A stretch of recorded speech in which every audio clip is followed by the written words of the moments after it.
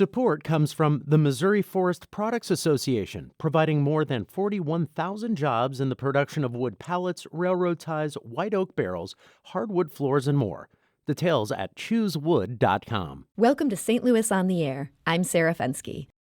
More than a decade ago, new streaming services like Spotify and Pandora upended the music business. Why buy a compact disc if you could easily play the same music on your iPod or your phone? That sea change led to even more changes. Some artists said goodbye to record labels. They instead uploaded their own work to places like Spotify, and distribution companies like TuneCore sprung up to help them do so. Now some newer services are disrupting those distribution disruptors. DistroKid is one digital distribution platform that helps independent artists upload their work. Unlike TuneCore, DistroKid lets artists keep 100% of their royalties in exchange for a flat fee. Upstart local company GF Music Group hopes to do the same work and do it even better. Joining us today to talk about these big changes in the music industry is Anthony Anderson.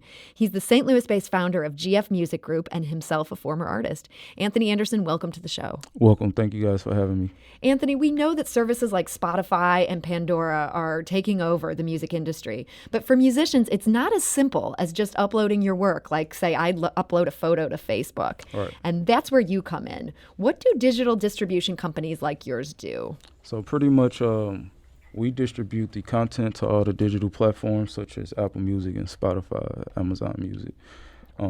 We pretty much also manage the content on our servers so that our users or our clients are able to go in and, let's just say they want to take down a track, or if they have a track and they want to remix it and upload it, use different artwork, transfer it out, then they're able to do that as well.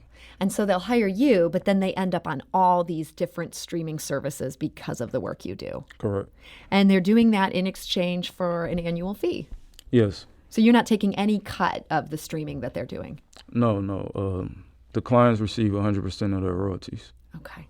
Our producer, Alexis Moore, talked to the artist Qwerty about his reasons for going independent and then for leaving the digital distribution service TuneCore behind.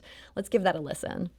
Hi, my name is Qwerty, and I am a rapper, songwriter that lives in Arizona. Please put your money where your mouth is, 'cause I always put my money in the couches. Only put 100 on the ounces. Baby, don't stop, keep it bouncing. Yeah, my label is the internet. I distribute through DistroKid.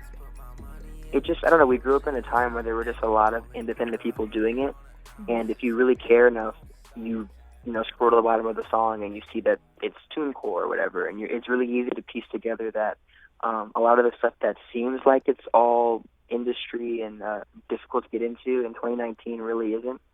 And then once I found out about TuneCore, I think I put songs on there first and then realized that I was paying I forget what it was, but it was too much. I had one song on TuneCore and I was paying more than I would pay for my album on DistroKid.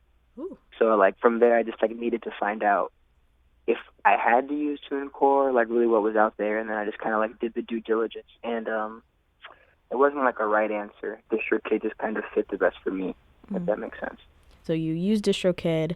I believe they let you keep 100% of the royalties, correct? Yes, that is true. I think that was the big selling point for me, and also they don't charge you per song; they charge you for the year. Only put 100 on the ounces. Baby, don't stop. That was Jugonomics by independent artist Qwerty, who switched from TuneCore to the digital streaming service DistroKid. Now, Anthony, your GF Music Group also charges an annual fee rather than taking a percentage of streams. And in that way, you're also taking on TuneCore.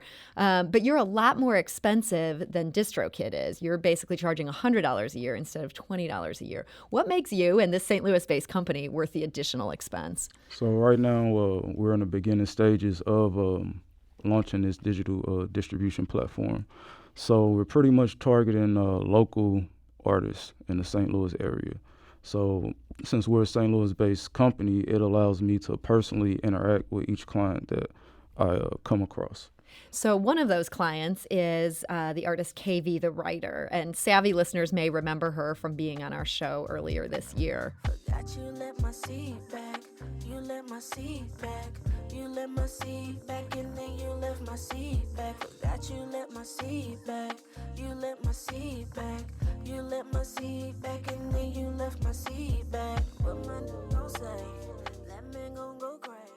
That's her song Seat Back from her last project, Love Sucks. KV, I understand you're joining us by phone today from Atlanta. Thank you so much for being here. Hey, thank you for having me. So why did you make the switch to GF Music? When I was in the process of, creating my second project, The Ratchet Tape, Tony reached out to me on IG and he asked me about the streaming platform that I use. And I told him I was using DistroKid. And then he asked me questions like, why did you use them? And I told them, they don't charge per project or per song. You just pay one fee. You get to keep 100% of your royalties. And so then he was like, hey, I'm launching this distribution company as well. We don't charge per project. You keep 100% of your royalties. I believe they're working on, they have a partnership where they help artists get performances as well. So I was like, you know what, I'm going to try it out. I'm going to see, what you're about. And I really liked it because, like, Tony has that one-on-one with his clients. So there's a lot of things about distributing that I didn't know, and outside of just putting your music on different platforms that he helped me out with. I know distribution services aren't just about uploading. They also make sure that any artists you sample get their share of the profits. On KV's track, Girls Gone Wild 2, you've sampled the Yin Yang Twins song Salt Shaker. Let's give a listen to that.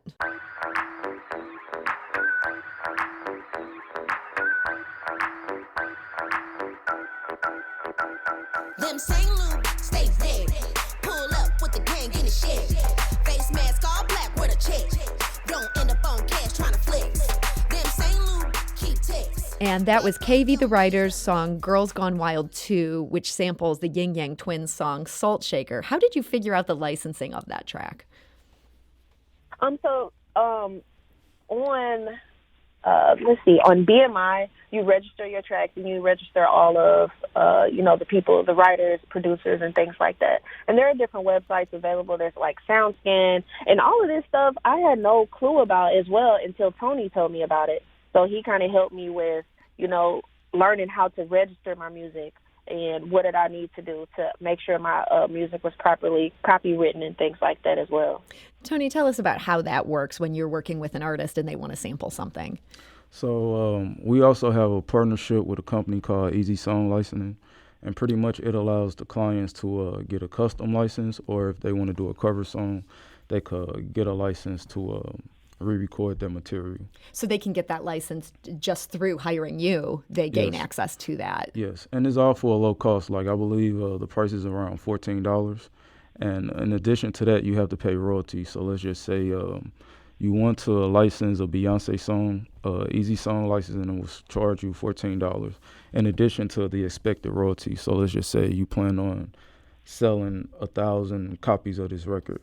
So it would be whatever they want to charge you times 1,000 plus the $14.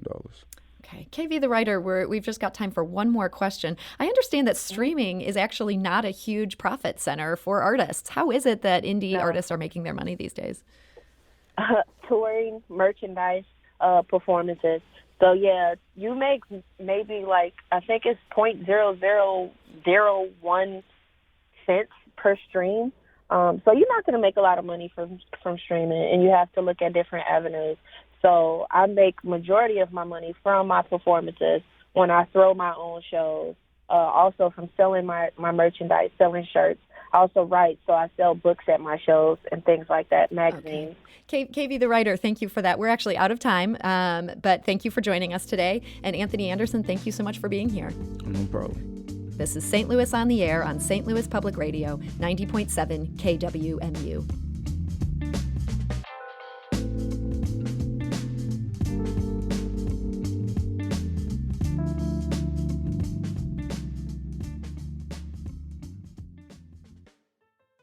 Support comes from the Missouri Forest Products Association, committed to conservation and careful management of the state's forests to make them more resilient and better habitats for wildlife. ChooseWood.com.